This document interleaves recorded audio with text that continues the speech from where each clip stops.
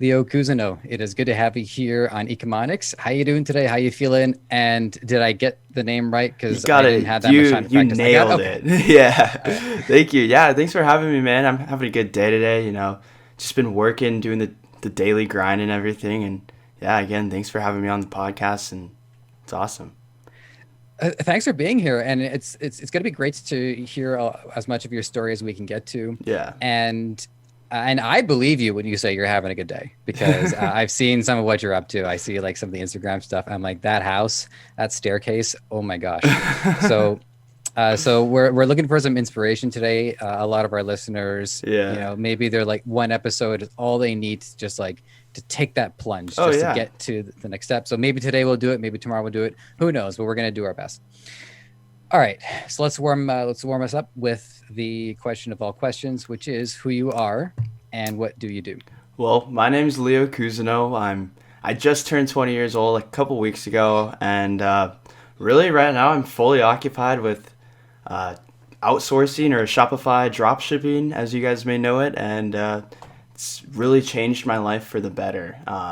It was kind of the decision to go to school and be somewhere I didn't want to be, or to work my tail off and make things happen to where I could live a life I wanted to live, and build connections and network. And yeah, I mean, this is really who I am. I mean, I'm just on my computer all day, usually making videos or uh, doing a bunch of drop shipping crap. So Mhm. yeah, fulfilling orders, and that's about it, man. Yeah, but you are unique in that a lot of the people that I've talked to who have YouTube, Uh huh. a lot of the people in this space, in the e-commerce space, Hmm. they get their moolah, and they want to give back to the community, and they want to forge a community of their own as well. And so they start a YouTube channel, Right. and they reveal some of their secrets, but not all of Hmm. them, and they take it from there. I went through your YouTube page, and your work in the drop shipping and the e-commerce space is recent, but there's a lot of content prior to that Yeah, that yeah. is quite on enmeshed in the the YouTuber It's video pretty community. messy. Yeah. But It's interesting because you go back and you look at like your content, and it tells a lot of your life story about what you were up to, right. sharing little bits and pieces, how you wanted to convey yourself to others. Hmm. So that's where I want to start is you're making YouTube content, Hmm. and you're growing a follower base, high to the 35,000 subscribers you have. How are you all doing? And and I guess you just pivoted. So like, how much was your YouTube career or your work in YouTube Hmm. influencing what you were doing? Right. Did that seem like the prospect that was going to get you Right. out of school and get you steer clear of the 9 to 5? So at first I was kind of thinking on it, but YouTube, it's not like really reliable, and I don't really want to bet on getting a certain amount of views. I'd rather just do it as a passion and kind of enjoy it. But my goal with YouTube is really to provide value and kind of do things that no one else really talks about. And one of the things I talk about a lot is Facebook ads. I've spent, as of right now, about $500,000 on Facebook ads, and using that knowledge, I try to give my best of what people haven't really hit before, and kind of go on it. And really just, yeah, the YouTube, I've always been really like highly motivated, and I've always just been striving to do well. So with YouTube, yeah, I was always uploading constantly, trying to grow that. But took a year off or so, and just yeah, started a business and really try to make things work. So And the other part of it too that I would also want to know is, what prospect did you have while you were going through school? Like, what did you think you were right. working towards? Right. So I really didn't think I was working towards anything. Truthfully, I've kind of just always known like there's no way I'm gonna like work for anyone else like in the end of this, and like it was kind of a good thing to kill time. But then I realized if I were to pursue college, it would literally hour by hour be a waste of my time. So I had to weigh that out kind of that type of way to prove to my parents and to really make it work. It was hard, but a few good months under your belt and you're chilling. So I've always been striving for, the higher and reaching goals and accomplishing. So Yeah, I mean, I don't know what else. But It's all good. I always just I'm polite, right? So I yeah, always try to yeah, make yeah. sure. Hey, if you gotta trail off for a second here, it's all good. Just the Yeah, no, awkward I gets don't want to like lower and trail lower. off Yeah. into some nonsense. I always end up talking about nonsense, even on Oh, YouTube. It's like, I'm a pro nonsense. I'm a pro rambling guy because I think when you give people a chance to just kind of like let their brain go, yeah, with some parameters, because mhm, we are recording this for content. You never know what somebody might unearth. Sometimes it just gives people a chance to kind of like yeah, dig within themselves just to see yeah. what they come up with.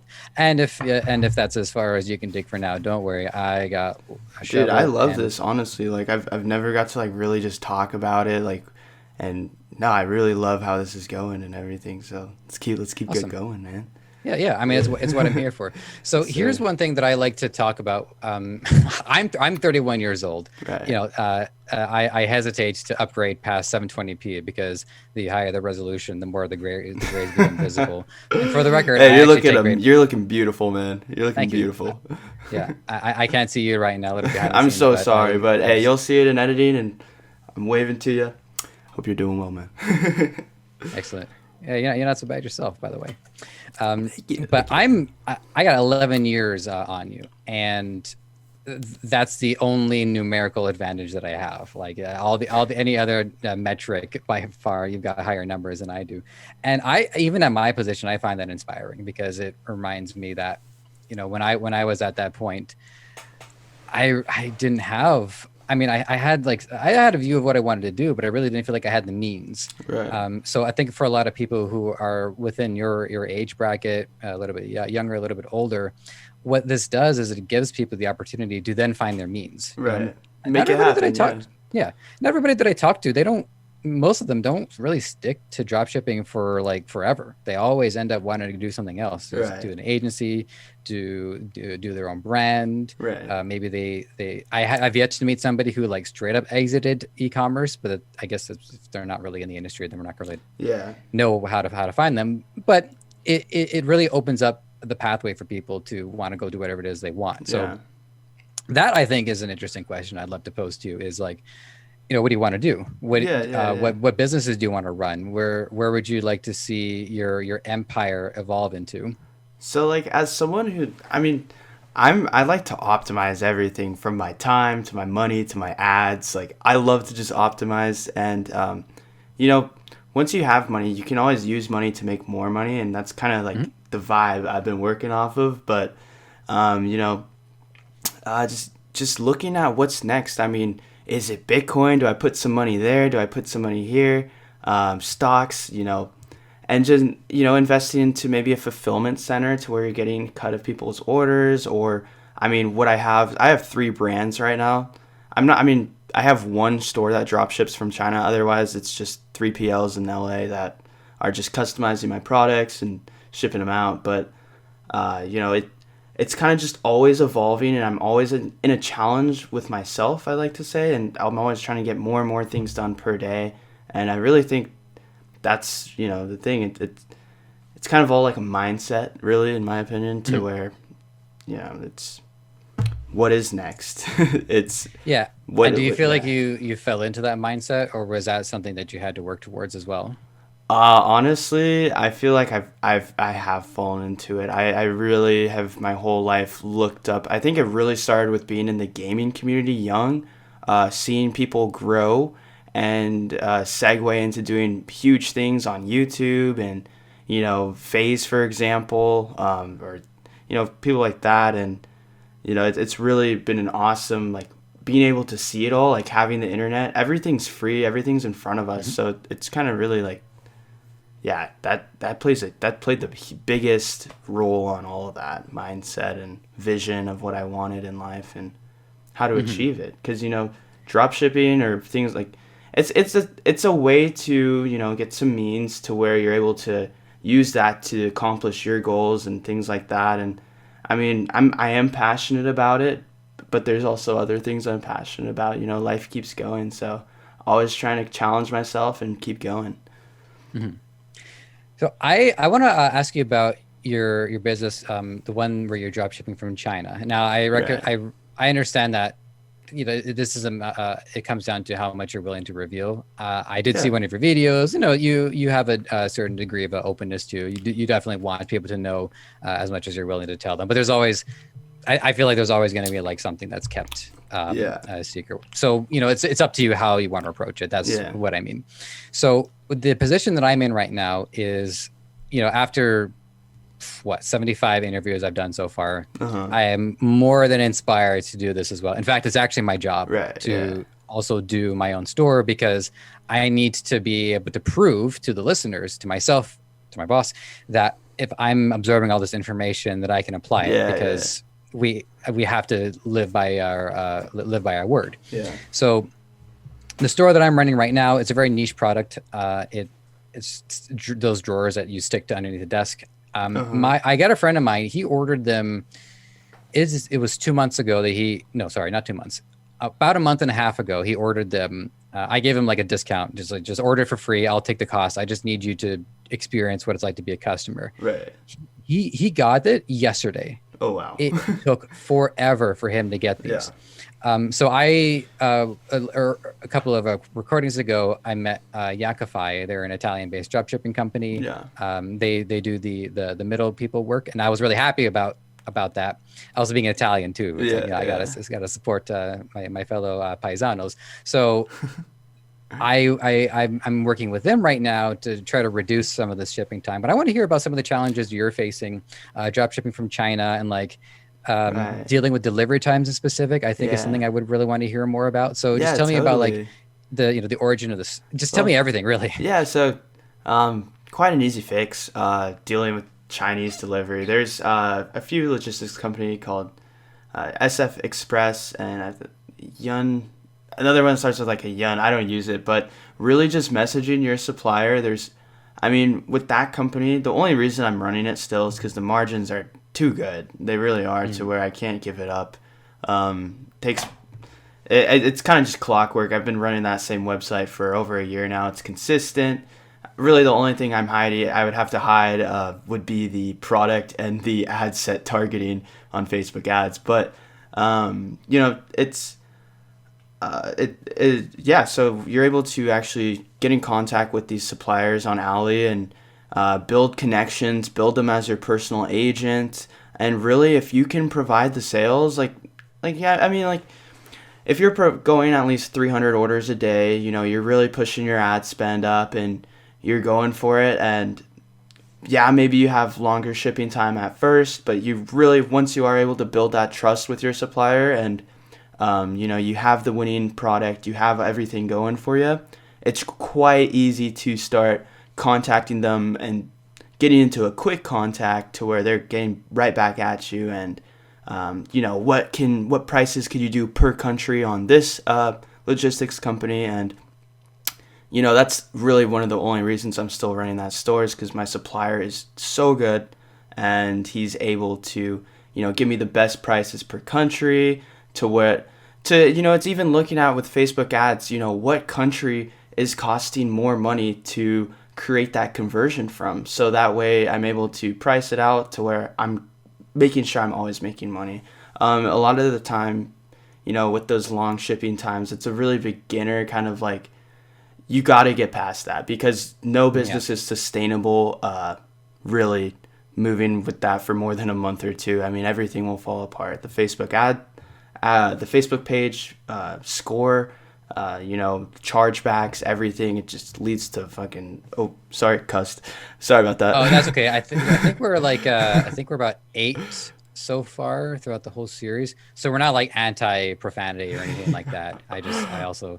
Don't worry about leads it. to some problems. That's all. That's what I meant to say. So it's just really just getting after those suppliers and trying to build real business connections, because the business model is AliExpress, Shopify, but there are people behind it, like you and me and you and I and the suppliers. There are people, and good business is good business. Always make sure to connect with those people and get the best for you. I think that's a great point. Is that especially when you look at AliExpress, one thing that didn't click into me until maybe a couple of weeks ago is that AliExpress is it's technically arbitrage. Even Yeah. they are the ones that are getting it from other wholesalers. So you want to go right to the wholesalers, you got to go to Alibaba, Right. and then from there you go to Taobao, and it all depends on how good your Chinese is. Yeah. And it's true is that these are people, and these are people that are trying to get their products going, and I think most of them at this point understand that the reason why they're selling on AliExpress, in addition to the individual consumers, they want to work with other sellers as well, Right. because they're selling it at margins that we look at the margins and we think, or selling it at prices, we look at that and go, okay, this is the cost of it, but this is now how I'm able to 2x or 3x it. For instance, these gloves that the audience can look at if they're looking at their video and they're not like, I don't know, immersed in a raid boss or something like that. I paid $20 for these when they were marketed to me. Yeah. But then I, being much more informed than the average person getting to do this show, found these gloves on AliExpress Right. and was able to buy $20 worth. So Right. I bought one for me, one for my girlfriend, and then I have a backup. So Christmas is sorted out. I'll put it that way. Yeah. So what I want to know about with work talking to suppliers is if you had to have any leverage going in, or were you able to even just without having really sold anything yet, you were able to say, look, I really believe in this product. I want to sell it. But in order for me to make any headway, I got to cut down on these shipping times. Right. Yeah, so I mean that connection goes back over a good year with him. Ting Lai is my supplier. But yeah, I mean really the way I got in is, money talks. If someone's spending thousands a day on their product, they really want to start getting you way better prices, even half the cost of what is on their AliExpress listing. You can get way better prices, way better shipping times, and they could be, your personal agent sending out tracking numbers and such. And it really, again, just building that connection. But that's pretty much all I did to get like any leverage. I never, I mean, now if I were to start and build off of a new supplier for a new product, I would totally probably send out 10, 20 messages to all the suppliers. But I mean, I don't know how far it would get, because I have no previous history with their store. They're not really going off of anything, and for all they know, I could just be a scammer. So they don't want to really engage into a more lucrative setting of, supplier to drop shipper. Right. Well, I mean, I guess one thing I can see you doing though is letting them know some of your past success. Like if you're willing to say, hey, I've worked with this supplier, I'm moving this product. Here's some of my results, and I want to do the same for your product. Right. Is there something about that I'm missing here? Because I feel like that would work. Yeah, probably. Yeah, it'd probably work. Yeah. I mean, whatever it takes to human to human, build that connection, build that trust, and yeah, totally, that would totally work. Yeah, I can see that. So there's one other part of this I just want to make sure is like crystal clear in my mind is, you start your store up, you're trying to get the first 10 sales. Right. Did you already have a relationship with the supplier at that point, or were you just... No, so usually, usually at the beginning, I'm not too, I know it doesn't sound good, but I'm not too worried about the supplier. I'm actually worried about creating the conversion so then I can problem solve and get the product to the customer, as cheap as possible and fast as possible, really. So, all it really is, throwing up a CBO with 10 ad sets, splitting interests, and, putting like $50 a day ad spend and really just starting banking in some sales. But, at the beginning, you're figuring that part out first, and then how do you get the customers to your site to create that sale? But yeah, then you kind of start seeing, and with those first few orders before you scale, you kind of can funnel out who's the good supplier and who's like the guy who takes 2 or 3 days to update tracking information, So yeah, really just testing and throwing yourself at it and figuring it out. I see. So no, that's cool. Cause so what I'm hearing is that you have the orders, and with that you can talk to the supplier, say, listen, I got these orders. Right. Can you work with me to right. That's deliver leverage. on these? Yeah.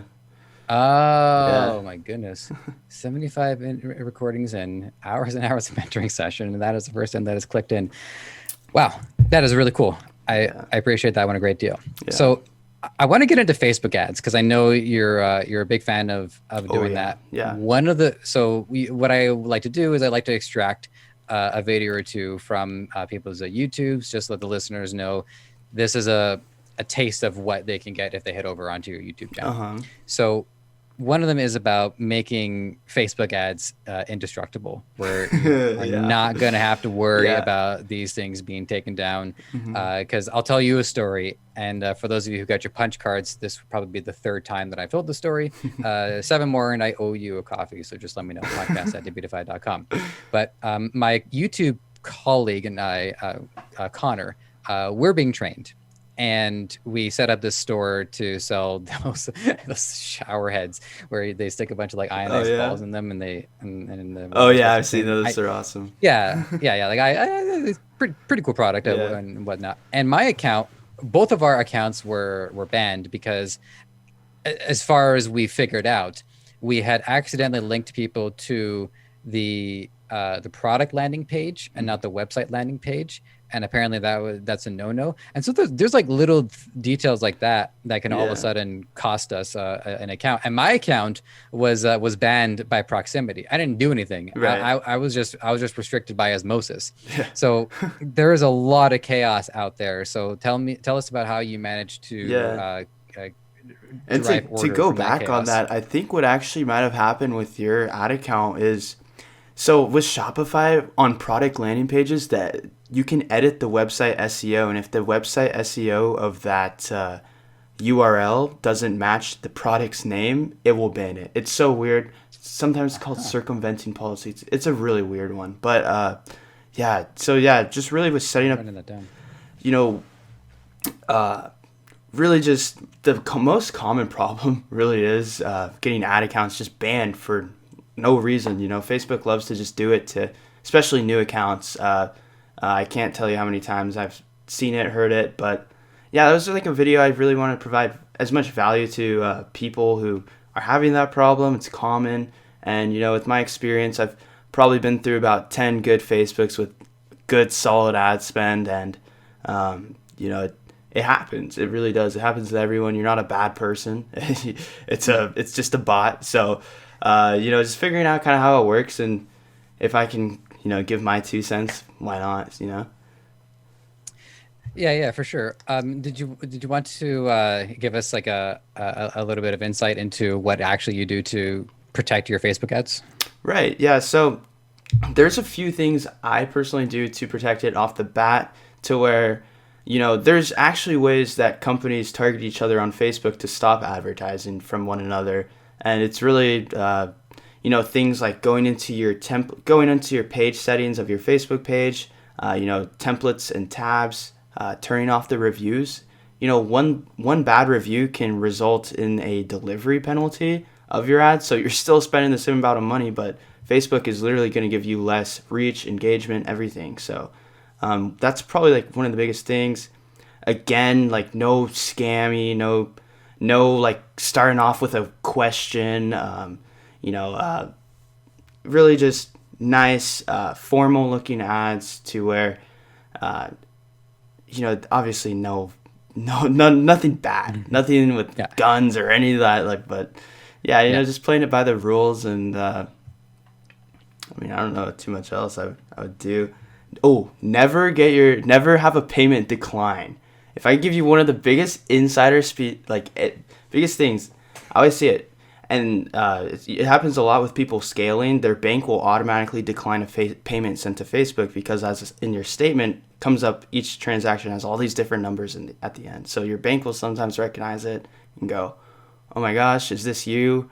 It'll send you a text, and you have to reply to a yes, and then still decline the payment. It looks really bad for your Facebook ad account health, and it can bottleneck scaling really hugely, because if you're trying to scale and there's that shadow daily ad spend on an ad account, you can't get past that for another 2 weeks of successful payments until Facebook will lift that shadow daily ad spend. But yeah, again, the video has a lot more, I'm sure, but that's pretty much all I got off the top of my head right now. Excellent. Yeah, yeah. I mean, just how you do it. I always feel like, Yeah, you only get so much at you can only do so much with a person in an hour, yeah, but listeners, this is the kind of thing that you can go check out. So, a couple of other questions for you about Facebook, and this is, I think, more uh, stuff that I want to hear from you personally. I don't know if there's like a video specific on this. yeah. But one of the things I did notice that you talked about is the learning phase part of Facebook Right. ads, and this is something that I really want to hammer home for the listeners, because I think one of the big misconceptions with the first wave of ads is that those ads are made to convert, and if they do, great, but that's not the point. The point is to figure out how to optimize the ads so that they target better interests. You figure out what's the ideal demographic. Um, so I want to hear more about your learning phase with the Facebook ads. Right. So, learning phase, to anyone who doesn't know, is basically Facebook. It's an algorithm, and it's one of the smartest algorithms in the world. You know, it's $1 billion company for a reason. Anyways, like, learning phase is per an ad set, you have to get 50 conversions, or whatever your traffic is set to, but always set it to conversions if you're going for conversions. So it has to get 50 conversions within a 7-day click or 1-day view attribution window. So what that will do is it allows Facebook to get enough information to actually optimize officially and, cut your cost per purchases in half. Or, I mean, I've had my cost per purchases cut in like 3 times. And, the first day I was running a huge CBO or just a single ad set scale, and it maybe didn't get too good results. The second day got a little bit better, and then it's the third day where, whoa, it's cut in half, and all of a sudden I've profited $500-600. Now you scale it, then so it's really letting. I think that's the hardest part for me and really anyone, but I always have to kick myself and tell myself that Facebook really is in targeting people in the right. It really is smarter. Like it's really smart, and so you kind of have to trust it and let it optimize and do its thing. The first 2 days, if you're not gonna see the best results come as your ads keep spending. Facebook learns, learning as in unofficially, just learning and just optimizing everything like that. So are there any? I'm wondering if there's any like noticeable or tangible changes in some of the information. Like if you pop back into an ad and then you see that the interests have changed, like Facebook noticed that maybe like Lululemon was a little bit of a better ad interest for them than I don't know women's clothes all that well. Why did I go with that as my example? I could have like 100 other things I could have gone with. Anyway, so Nike so or that's something, my Nike. Yeah, yeah. So yeah, did you ever notice that like they would either recommend or even just manually change interests or change demographics or anything along those lines? So I've never seen Facebook actually go ahead and change the interest. I think what it does is it just kind of starts targeting to that audience, and that's why detailed targeting expansion is one of those things that if you are scaling and pushing the limits, you want that on, so Facebook can then go ahead at a high scale and find you that right audience every time and create consistent dialed results. That's what you see, like 2,500 ad spend plus. It really lets detailed targeting expansion or as long as they're hitting certain conversions within the window. But it just lets it go. I mean, there's no set in stone strategy for anyone to run their ads. It's really letting ads optimize and then seeing what to turn off, what to keep running, and making your own margin with that. So, I mean. So that's all been really good. I got one more question about this side of the advertising. It's not Facebook specific, but Facebook would be very relevant to it. And then after that, I actually want to get it back into your experience being a YouTuber, because I'm very curious about how that sort of like affected your your relationship with other people and surroundings and stuff like that. So we'll get to that.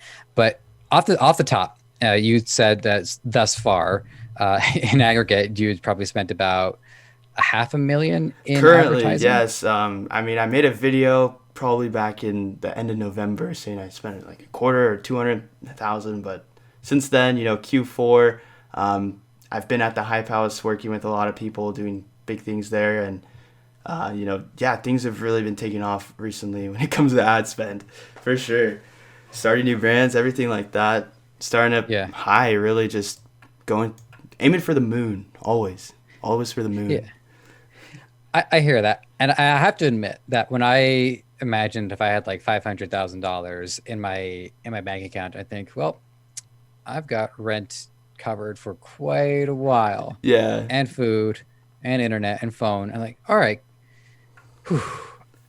There's something about not ever having the ability to invest that money. I don't really have the ability to like grasp what that must feel like. Well, So what I want to hear yeah. about is like, some of these stumbling blocks and, getting like, overcoming, say, like the hurdle of the first 5,000 that you would spend, the first Yeah. 50,000 you would I mean, spend. you Because I could really have want to hear about 500 that mindset. bucks. Yeah, you could have 500 bucks and, with successful ads and everything, you could push 100,000 in a month.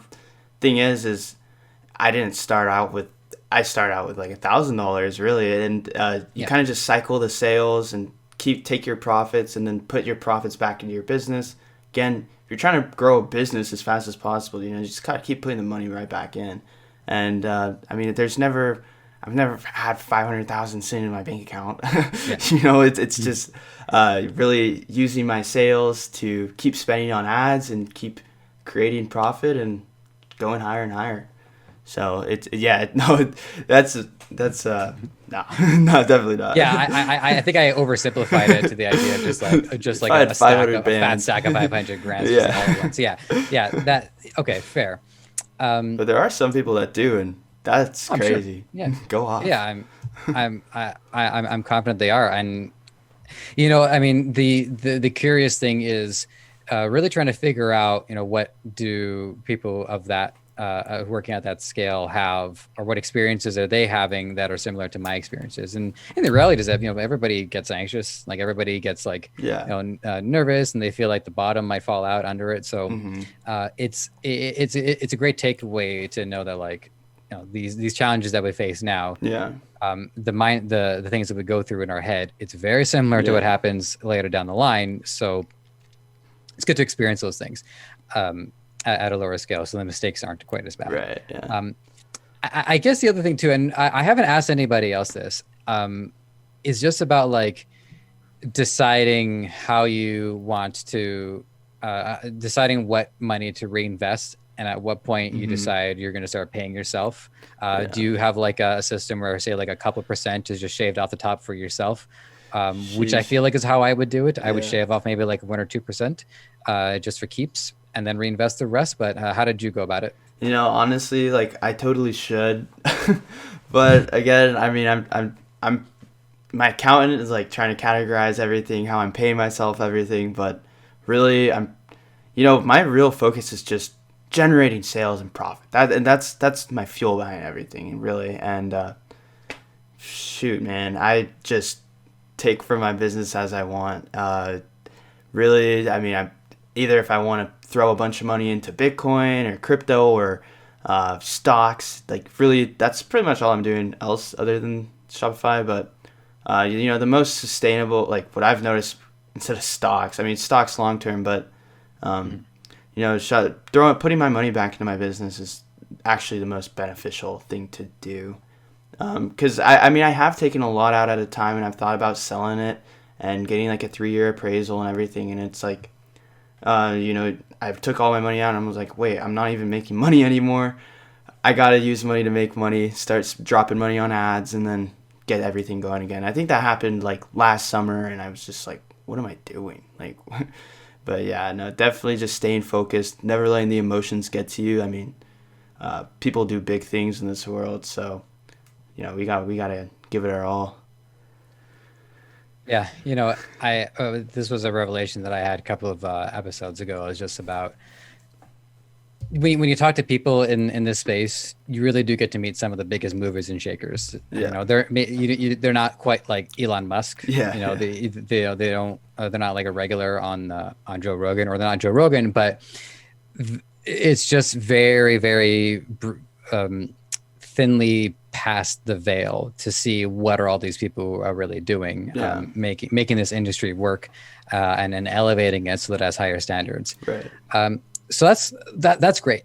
But I'm dying to talk to you more about just your relationship with your YouTube channel, Mm-hmm. because again, as I alluded to earlier, I have yet to really talk to somebody who's like been like a YouTuber Yeah. before getting into Shopify. So one thing I'd like to know about is how it maybe changed like your perception of uh, what to do with your time, like what would be just for fun stuff to do privately versus stuff Right. that you feel like should turn into content. Like if you're playing Fortnite, right, and you think, oh man, I should have my stream going right now, I should turn this into content, but then Right. like Yeah. it forces a gear shift in your mind. So we'll start with that. What were some changes or some things that you felt were different about you being a YouTuber and being popular, frankly? Well, I mean, hey, not 30, huge, you got but 35,000. Like, yeah, yeah, yeah. But yeah. so really back in the day, like I've always, whatever I'm passionate about, I really like to give it my all.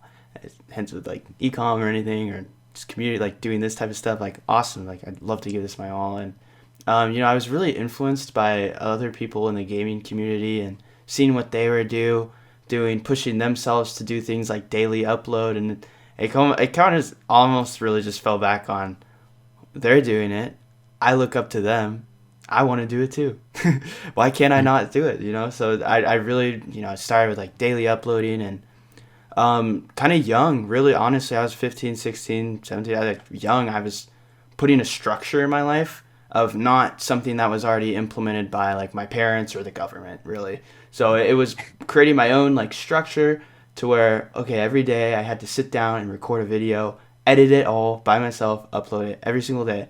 And, it's just things like that. And it's kind of always just been inside me to really, I don't like to slack or like play around and be lazy. And, really giving it my all in everything I do as much as I can. But yeah. I mean, I don't like to be lazy either, but my God, do I end up being lazy? Yeah. No, I It mean, happens. it Yeah. happens. So Yeah. It's routine and structure helps it all. yeah, I agree. Yeah. One thing that I notice is, so you're saying, you wanted to structure something for yourself beyond what the parents and the state did. Yeah. And I, I have a mix of views, and one of my view set is that I'm a big believer in institutionalism. Yeah. Um, I heavily criticize institutions. If people go back, they'll see like I've had like a lot of not so pleasant things to say about school, Uh-huh. and then I got schooled. But that's Yeah. people who are rewarded by following the complete arc. Yeah. And what I noticed is that YouTube, Facebook, these are institutions, Right. and I feel like they have a responsibility to be neutral, and in many cases they're not. They tend to gravitate towards one side or the other, which I don't want to get into because that's not the point of the show. But I do think it's interesting to recognize the value of structure in the structure that your parents provide, the structure that the government provides, and then to want to mimic that for yourself to create your own structure. Right. Yeah. Yeah. Totally. Just want to make my own structure, have my own kind of something I could do myself and be fulfilled, So did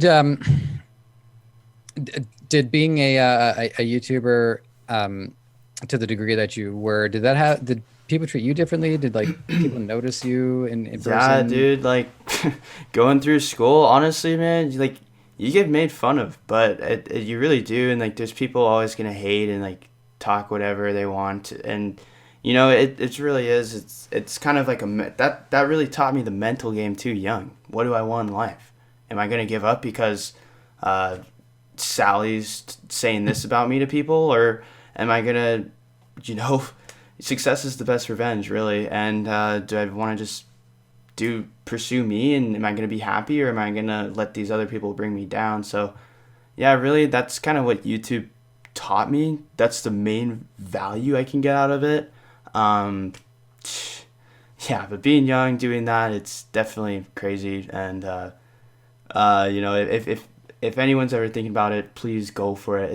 It's just fun, you know, like you're filming your life, and you'll always have it to look back on. And you know, not a lot of people have like a lot of pictures from when they're younger, or you know, having like your own video series and having this podcast. Like what? Like you're gonna be old, like that's awesome. Like no, I love that. And please, like, just get out there and go for it. Like anything, and that goes for anything in life, really. You know, it's not.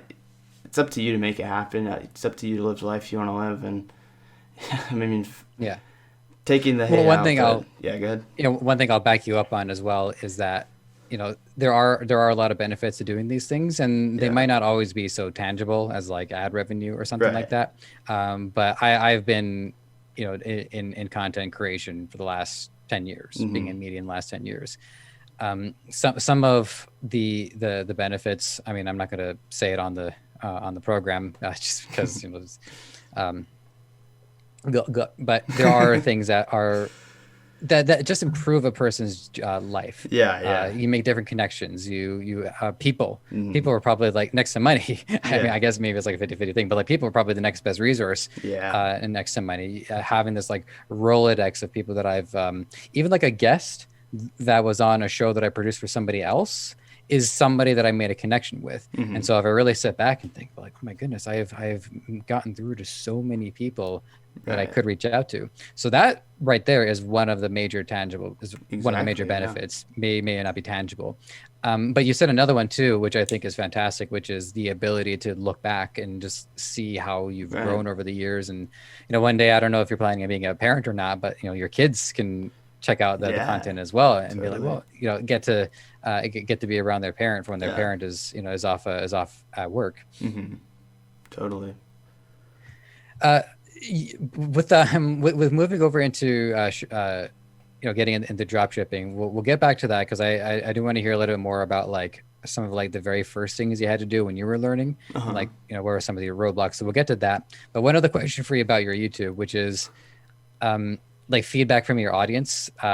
When I would say that you basically pivoted, right? Fortnite to making lots and lots of money. There's a bit of a pivot there. Yeah. So did you get like a negative feedback for that, positive feedback? Or what, your audience just cheering Honestly, you on no like, matter what? yeah, I've kind of been hopping around audiences, and really what I love about this is the people that I'm connecting with now are very, they're a lot more, dealing with like kids and stuff. You're gonna hear it all. Kids are ruthless, but going into this scene, very mature people. Everyone's positive, like-minded people. And I have a good buddy who dropships too. You might know him. His name's Sharif, but he's on YouTube as well. He has about 90,000, but he says the same thing. He pivoted his whole channel from YouTube or from Fortnite. Deleted the Fortnite videos. Might have to do that one day, but I kind of just want to keep them all for, as we said, to look back and Maybe condense into like a best of reel. yeah, So you have like a 10-minute video of just yeah, like or some of your something. best headshots. Yeah. Yeah, but yeah, I really like being around like-minded, motivated people, and I think with putting these videos out, I'm not looking for YouTube ad revenue. I mean, that's minimal, very minimal, Yeah. pennies. But it's building these connections, doing these things, and it's just makes you feel good to be around like people kind of you like, and it's hard to do that, especially with like obviously COVID and trying to go out and do stuff. So like having YouTube, definitely great, love it. Yeah, I think so. It's funny how like the virus of our time Brought the is so best. specific. Oh yeah, It's so specific to our ability to respond to it. yeah, You know what I mean? Like most people can stay home, people can work remote, people who have to work, they do have to leave the home. If they work in a restaurant, they can deliver food. So it's so crazy how, like, we have a virus set up specifically for us to respond to it in a way that's forging a lot of how we're going to be doing things in the future. yeah. I personally, I do intend to be a father, and I do intend to send my kid to school, but if my kid don't like it, I am pulling my kid right out Right. and going to remote learning. And it is a positive takeaway in the long run that like, okay, now remote learning is a lot more accepted, a lot more of a cultural norm. Hmm. So that I'm pretty pleased about. Here's something I'm wondering though, just about, and this doesn't really have like that much to do with YouTube, but this is Hmm. just kind of comparing my experience to yours. I'm interested in knowing how what your experience is like in this regard, which is about just like general socializing. Uh-huh. So when I was, I'm in my mid 20s. The big thing was for everybody to just hop in on Skype calls, Yeah. and people would have their mic on, their mic off, whatever. And I would be in a Skype call with like 6 or 7 people. And was I playing with them? No, I was just there just to kind of like, be in their presence. Yeah. Sometimes I would join them. Sometimes we play together. Sometimes we socialize. It all depends. Hmm. But I loved it. It Yeah. was just this way to, be among other people for however long, and then it can just as easily leave. So I'm wondering what's social structure is it? I screw that up so badly. So with your lifestyle right now, what is your social structure like? Do you Right. do you hop onto Discords and hang out with the people? What are the kids up to these Well, days? hey, I'm fully with you. Skype, I love that, man. I had a lot of memories back in the day as well, doing the same Hmm. exact thing, just as you said. And, these days it's really, I've kind of cut back a lot of my gaming, and I've cut back a lot of online socialization other than like Instagram, Twitter, and YouTube. But, I'm really trying to optimize my time as best I can for my business. All the legal stuff behind it. It's real work. So, I'm trying to do that. You got tax season coming up, but really, other than that, I mean, I'm traveling, I guess, and seizing those opportunities, meeting those people. I mean, the old socialization really was just going to schools, going to parties, and now it's a lot more sophisticated, and I love it, honestly. Kind of doing what I like to do and creating my own environment that I want to be in. So that's definitely, that goes even back to YouTube. That's like big pro about it. You kind of, again, create your own environment and can really, if you hang around a bunch of cripples, you start to limp. It really is. It's just like that. So, That's profound. That's the first time I've heard that one. yeah. Yeah, I almost thought you were gonna say hang around with a bunch of Crips. I'm like, all right, all All right. right, dude. Well, I mean, yeah, you hang around with a bunch of Crips. Yeah, you'll end up with a limp. The things they get into. Um, okay, so I got you about for like another 10 minutes. Uh-huh. So I want to hear about one, maybe two. Depends on your embellishment of like early on, like you're getting into the drop shipping, you're getting into e-commerce. What were some of like the first major hurdles that you didn't anticipate? I didn't anticipate it being so like unforgiving.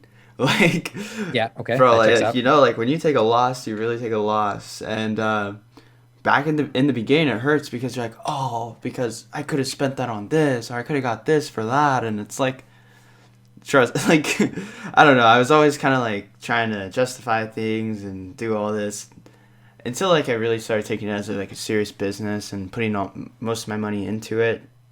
Really, the value changed a lot. But yeah, definitely at the beginning, like, oh my gosh, you don't even know what to do. I was running influencer ads to cold traffic, like didn't know anything of what I was doing, and kind of just trying to copy people, and not really knowing what the numbers meant behind it, how to like find winning products every time or like anything. So um, yeah, there's a lot of hurdles. Really, it's just because you don't know. It really is, and I've said it before. I one of the reasons I don't have a course is because of this. I do private mentorships and consulting, but I don't have a course because I don't like the fact that someone's just gonna look at everyone's information, copy it, and think what they're doing is right.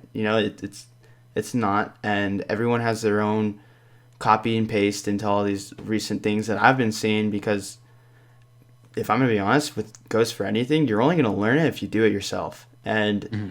if you really spend your own money and your own emotions into it, that's how you really get it into you to where you can replicate that success every time for whatever you do and grow upon it. So, yeah, it's just that was a hurdle. Definitely just having to figure that one out, learn it all the hard way.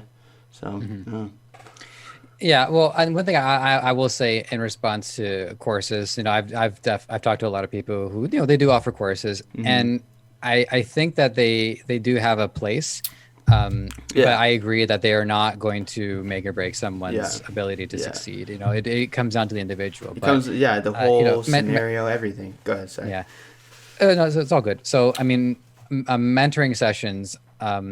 They're definitely more personal, and they're more curated. But what I've noticed is that with a lot of people in the space is that the beauty of the courses is that for one, it is passive income. You can get through to a lot of people who can then maybe funnel towards a mentoring program. And I think for me, as a user of a course, it's helpful to have a documented resource that is a little bit past the veil, and is also freely accessible at any time. Right. So if I'm working on a store and I just have that open on another window or another monitor, and I'm just kind of cross-referencing what I'm doing with what they're doing. So they can be good, they can be helpful, but I appreciate your opinion on them just as well. Yeah. Well, so on my opinion on courses, right? Yeah, so courses, I mean, I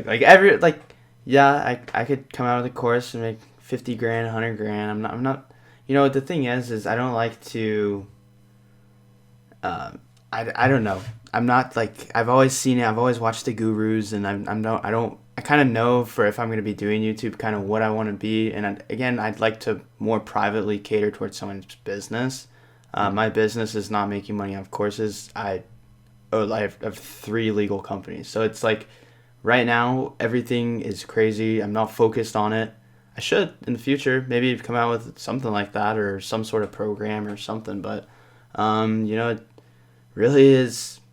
I think I will drop a free course within the next few weeks and not even worry about a paid course. I'd rather just, provide my 2 cents to where everyone can see it. And because I think everyone should. Because if I'm going to be honest, I have all the numbers to back it up, all the ads, everything, and I'd love to have a real free full course of just, showing you guys what it is and how it works. And I'm really, I do have kind of a biased opinion that a lot of people on YouTube right now are just cap, really are.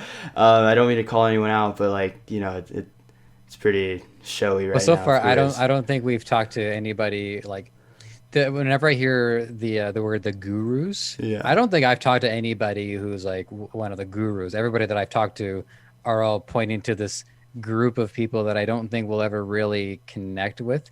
I say that, but I don't know that for sure because for all I know, maybe they're already booked. So I mean, if anybody, if by some chance one of the gurus is listening to this right now, feel free to message us, and we would love to hear your side of it as well. So I get where you're coming from. We've definitely talked to a lot of people in this space. I mean, I've seen a lot of gurus who have 20,000 in sales, and they're the guru. It's what do you make off that? 20%? It's I don't know. It's just I don't think. Yeah, sorry about that. Sorry to cut you off, but I'm not. No, it's cool. It's all good. It's just Yeah, so we can bounce back and forth on that quite a bit. I think it's important at the very least to make sure that when we get to hear an opinion like that, we want to hear it. So I was more than happy to hear yours as well.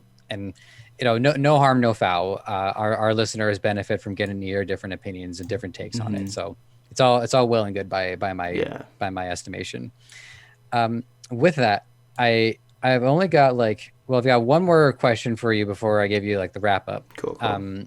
So I usually check out people's Instagram, I check out people's Twitter. I always try to find little bits and pieces of people's personality. One of your tweets, and I think this is going to be a good one to kind of summarize. Don't worry, I didn't go. I know what I'm looking for. Yeah. I definitely know when some stuff is not a fit for e-commerce. Yeah.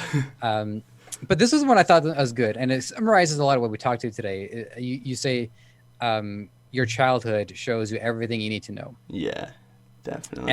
I thought about that too, and I thought, yeah, I really do like Zelda and all the stuff. I guess there's other stuff too, but for me, like I connected with that series in such a meaningful way, and over Hmm. time, I would love to be a part of that series, and even Right. heaven forbid, make a film or make a game on it. So like that has definitely been like a driving factor for me. Hmm. Um, so I wanted to throw that thought to you as well, as what was something from your childhood that like showed you what it is you needed to see.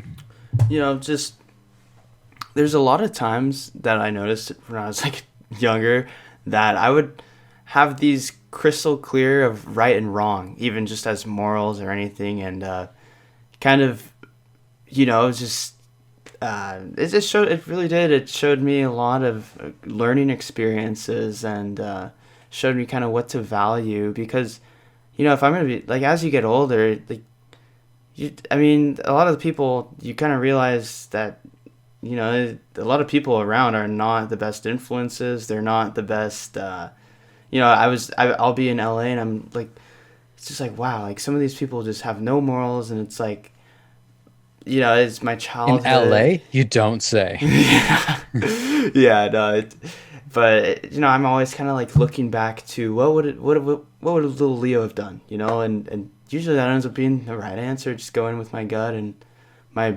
original morals and beliefs, and everything. And it kind of pertains. What I like about that too is it doesn't. It's not necessarily my personal experience. It's the actual meaning. Everyone has their own personal experiences and things that values that they took away from their childhood, and definitely holds ground to this day. So yeah, don't never doubt your little self if you had any big beliefs, any big dreams. For sure, like always go at it. You can literally do anything you want in this world. Just like never give up, and it'll happen. Well, that's terrific. And you basically answered my wrap up question, which is if you have any like words of wisdom, Yeah, something that you would want to share with the audience. So yeah, you pretty much did that. But yeah. if there's anything else that you wanted to tack on to that, feel free. Did yeah. Otherwise, we're gonna get you on out of here. So yeah, let us Well, know where guys, people can find you on the YouTubes and on your websites, and take it away. for sure. Yeah. Well, again, just never like, please, just never give up. I was so close so many times to just giving up, and if I were to have given up, life would have been a lot different. I would have been away at school. I would have been broke. I would have, just never give up. If you want to do something, you can more than do it. And I know that's a hard thing for a lot of people if they're facing inner challenges, either mentally or just in life in general. And, you know, always pull yourself out of that rock and a hard place. Always never give up, and you'll achieve everything that you've always wanted to. And that's advice that I've gotten from people that have much higher up and people that own huge corporations. Just never give up, and you're good. Always keep that vision. Always stay true to yourself, true to your beliefs, whatever you thought maybe in your childhood. Is what it is. But yeah. Other than that, subscribe to the YouTube channel. I'm gonna be posting like a lot of like just really like more lucrative things that I find that no one even talks about really. And it's like, okay, this is like a huge thing. It should be probably be talked about. So like things like that, and I'll probably YouTube down below. And if you guys are interested in giving me a follow, otherwise I don't know, nothing else really shout out. But yeah, Awesome.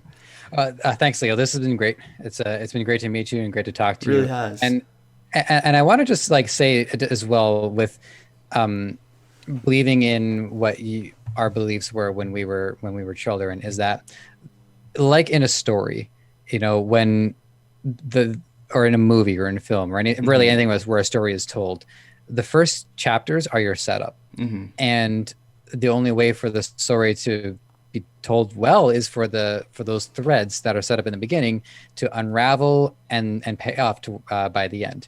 Right. And there's a lot we basically have like no control over how a lot of our childhood experiences goes, but it is just practical Mm-hmm. to think about what we believed in and what we thought was right and wrong and what we wanted to do when we were kids, because the motivation from that part of our story is so pure and is so much more relevant, and there's so much more energy that comes from that um, than later down the line. Not to say that it's not doable.